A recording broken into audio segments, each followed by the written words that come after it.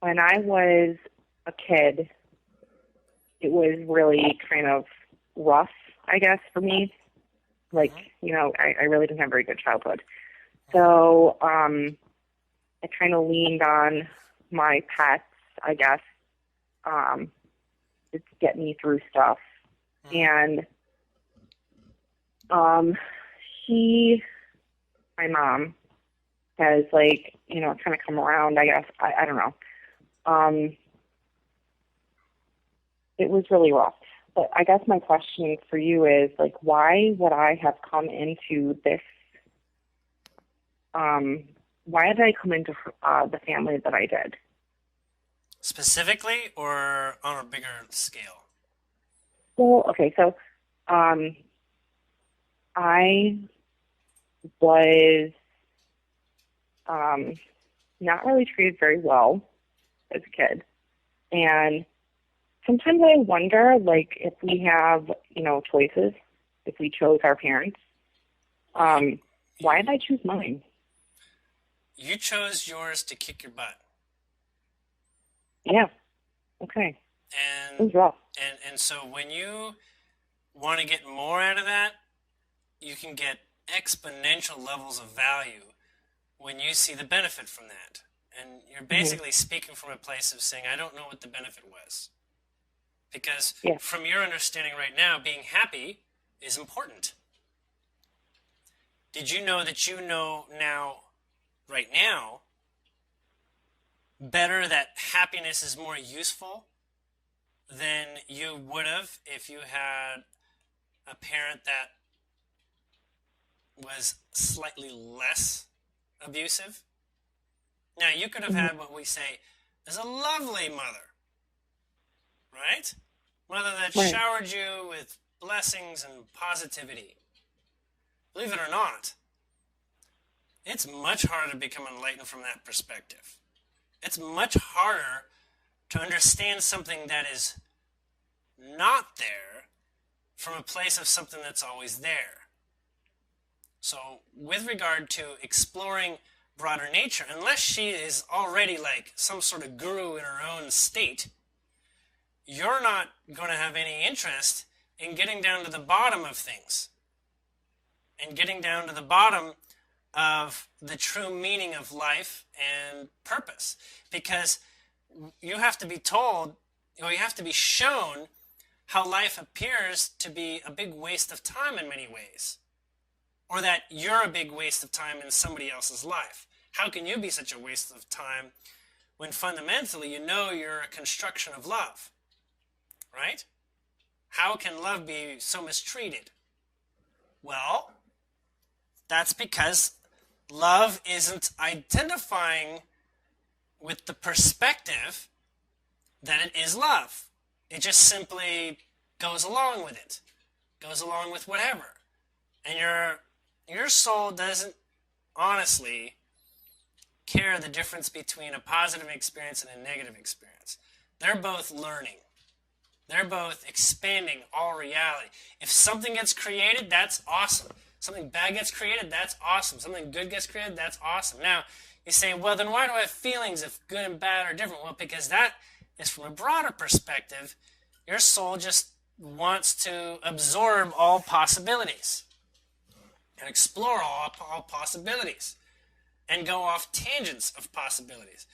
What matters here is in your life as a physical human, your higher self, call it the bridge between your broader soul and your conscious mind, like as in there's another level of your intelligence that's somewhere between the two. It knows that you're going to learn more through being happy. It knows that you're going to get a much longer living life, an expansive life, by creating rather than repeating what has already been done. So you're trying to find niches where your creativity is more alive than repetition, relatively speaking. So you feel great when there's innovation, when there's uniqueness to your actions. And that puts you in a position growing up of contrasting yourself with all your childhood friends. And now, when it comes to your mother, in the position that she was in, she could be considered having done everything the opposite of the way you should be doing it. Only so that you don't do it like her. Right. Does that make sense? Yeah. And that's the lesson. And she signs up to be a punk in your life so that you can do more with yours.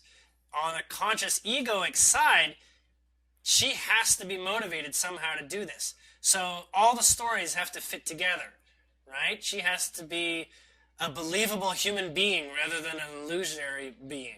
But in fact, all beings are illusions. Outside of you, you're the most real person there is. I'm talking out to you, and I'm saying you're less real to you than I am to me. Now, it's not a judgment. It just is, we're given perspective, personal perspective. We have 5 senses that are not shared by other people. That's why we're exactly where we are. No one else fundamentally can be more important in any perspective than us. And we say, well, what about the president? He's got a good perspective on things. No, he doesn't. He has a good perspective for a body of consciousness that's called a country. But you are not a country. You are a you. And there's no one like you that knows you better than you. And so, guess what? You still don't even know you that well. You need to keep looking at the world out there, and everything that interests you, that you like, that feels good, guess what? That's who you are inside. You like Michael Jackson? Guess what? Part of the things that you like of Michael Jackson are within you. That's another way of seeing it. Oh, yeah, that's a good point. Okay? Yeah. Now, you're not Michael Jackson, but when he does things you like, that's within you. You like to dance, you like to break dance, you like to sing, you like to feel like you can sing in falsetto and not sound weird, okay? Even though your voice maybe not do that or doesn't do that, but that's where you belong, okay? Now this doesn't mean, I need to go get a singing career or a dancing career. No, it doesn't, because you're what's in Michael Jackson that you like, and you're like so many more. You're like 1,000 other things that you adore in the world. And sometimes to sift through that, you need to kind of like pass on the things that piss you off. Like things your mother did. Pass on, picking on people or blaming people or, associating in ways that are not comfortable. That golden rule, do unto others as you wish done unto you. That's like so law of attraction based. It's unbelievable. Well, it's believable for me, but the point is literally, as you vibrate, your reality gives you a mirror of how you're doing, how you are doing. It doesn't lie to you, and therefore anyone telling you you're a piece of shit, that's a crummy thing to feel about yourself. It's like, yeah, but they told me, and that's a lie. Well, mostly it's a lie, but there's a part of you that is still saying that word gets directed at me a lot. And so, man, I should figure out why I punish myself by having people come and tell me this. Now, that sounds kind of backwards, but there's a point where you're ready. You're ready to hear what your reality tells you. And I'm being told you are ready for that. Everything is yours. Everything is yours. This conversation is yours. This conversation may sound like a channeling of your own making in a way. Kind of like, yeah, I kind of know this. I don't know why Julien is to tell me I kind of know this. But the point is, you get to points where you have epiphanies in life. Whether it's coming from watching an Abraham Hicks video or something, or hearing it spontaneously in the middle of a movie from the 50s that's extremely chauvinistic but has some really key moments that are valuable to you in your now. Key moments in the Bible, perhaps, appropriate to when you flip it open. You can do this. I suggest you do bibliomancy. You can look up the definition for that. It's basically flipping through an open book and putting your finger down and reading what it says, using that which you randomly, synchronistically picked out, like the sentence or the word or the phrase, That applies to whatever question you ask. It's like tarot card reading, okay? But it gives you a very literal set of words, okay? You could do it with the dictionary, but it's really useful to do with some sort of spiritual book because those all tend to have lighter vibrational tones to them, right? Like don't pick up like a Playgirl magazine or something. It's probably going to be confusing at the least. But everything is always in concert contextually with something else. How do you get anything new? You say, I've got a Ferrari, but all my neighbors have Ferraris. So what? Now everybody having a Ferrari is not a useful experience. Well, it is, because you are different from everyone else, so now the Ferrari and you make a unique experience. No one else is like you, so then therefore no one is going to experience the combination of you and Ferrari together. Everything is like a pairing. Any two things can be associated together and giving meaning. But at this time, it's so complicated. There's so much to know in concert and in context, in the Akashic, what have you, that you really are appealing to what the mind is currently ready for. When we say the mind has to stretch its perspective sometimes in order to feel like it can play in a larger sandbox of creation and an understanding of reality. So this is what the spiritual journey is, really. Is your mind going to school on bigger picture stuff, okay? And sort of practicing it to some degree.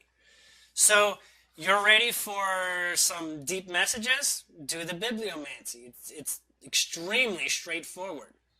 And the answer is absolutely on par. And if you don't get the answer, if you get some really, you can't figure this out sort of thing, write it down.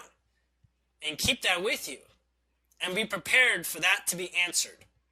Like maybe in a couple hours, maybe tomorrow you pull it out. Oh yeah, I had this note in my pocket. It says, oh my God. Oh, I understand this now, 24 hours later. That totally makes sense.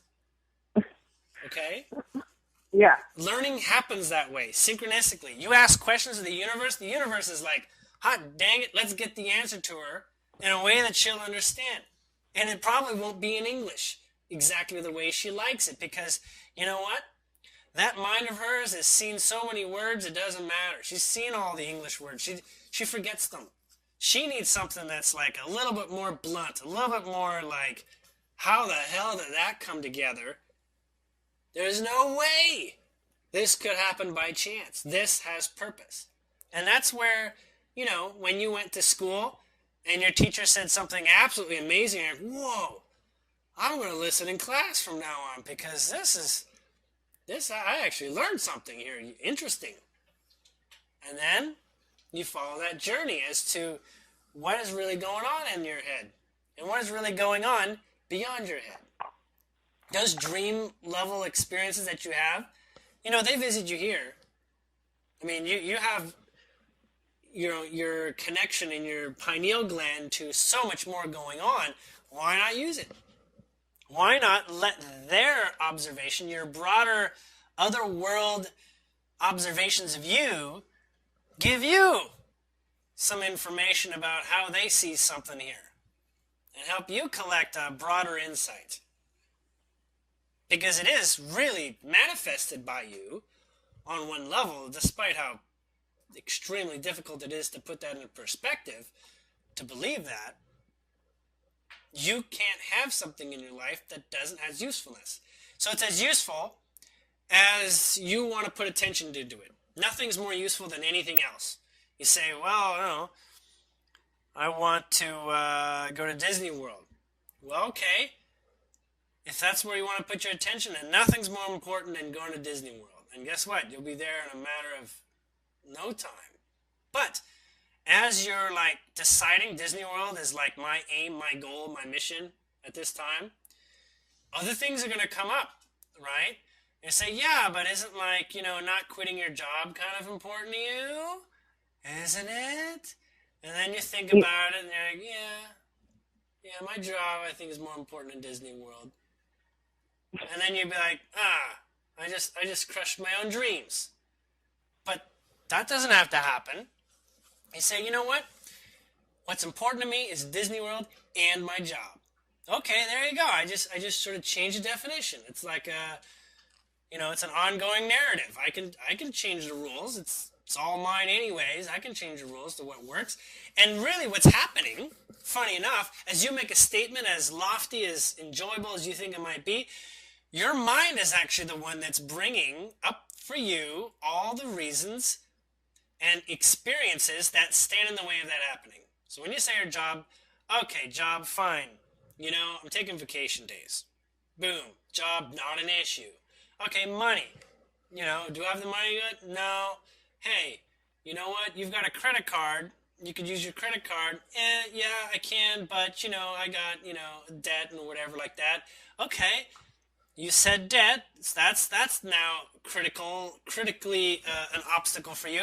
Let's get you into talking about credit and debt. And let's talk about ways that are useful. Right? Yeah. It just keeps going.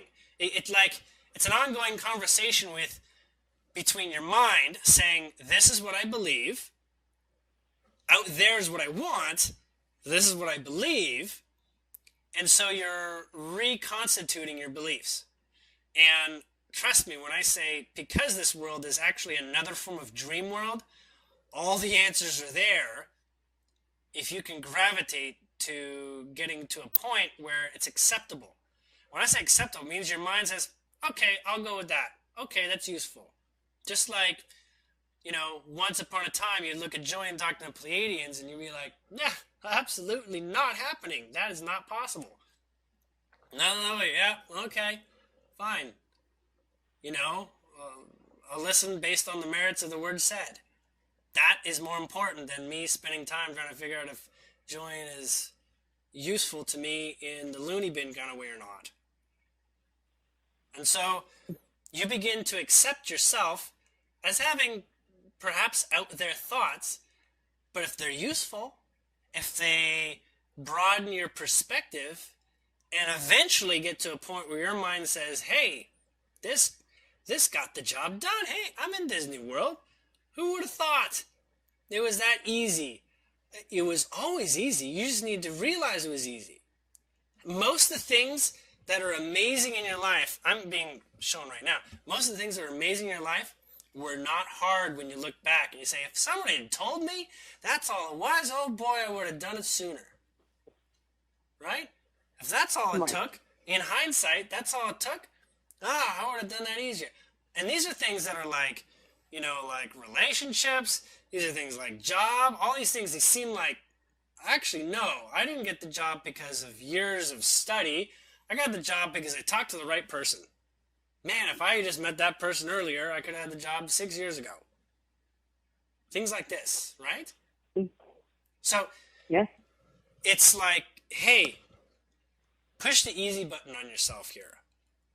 Things are not necessarily as complicated as your belief structure has made it out to be. And that's part of your spiritual path. It's kind of like weeding through the belief structure usefulnesses. And you can't do it without some sort of like evidence for most people's minds. They want to see like, hey, if this really works, then, I need to see some evidence of it. Well, you know how it works. You have to not actually think that all the problems are more true than the solutions. Means, law of attraction, you don't spend all your time thinking about how it's a problem. If all it is about overcoming the problem, well, then you don't do it by thinking about the problem. You think about everything but the problem and let the problem figure itself out. Believe it or not, almost all problems figure themselves out when you work your vibration and decide to be independent of the problem. Let the problem figure it out. You do your thing that you do best. You live your life the way you know best. Less judgment about yourself in your life, and guess what? You'll allow yourself so much more.